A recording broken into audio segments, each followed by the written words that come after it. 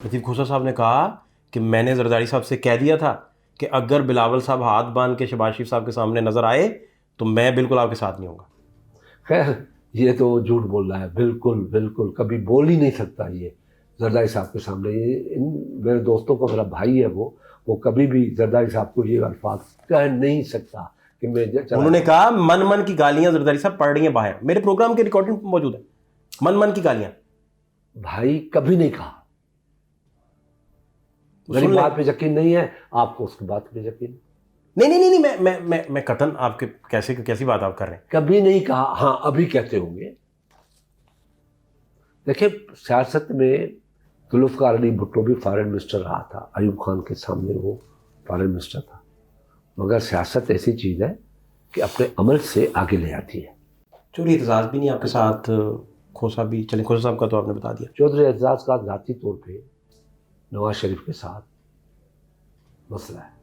क्या मसला है हमें पता नहीं, जबकि वो उनके वकील भी बने थे, उनके लिए जुलूसों में उनके साथ भी थे, गाड़ियों में। हमारी हुकूमत ख़त्म करने में भी एतजाज़ साहब आगे आगे थे।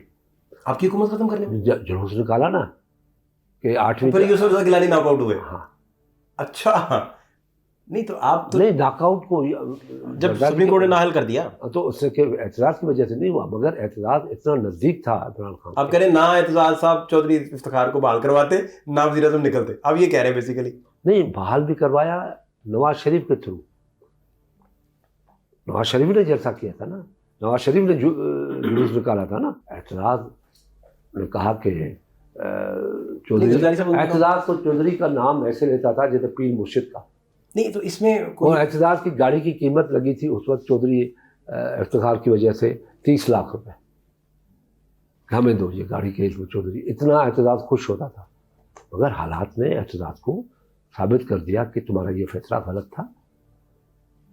वो मेरी बात हुई थी, वो कहते मैं तो चीफ जस्टिस की कुर्सी बहाल करवाना चाहता था, इफ्तिखार चौधरी नहीं करवाना चाहता था।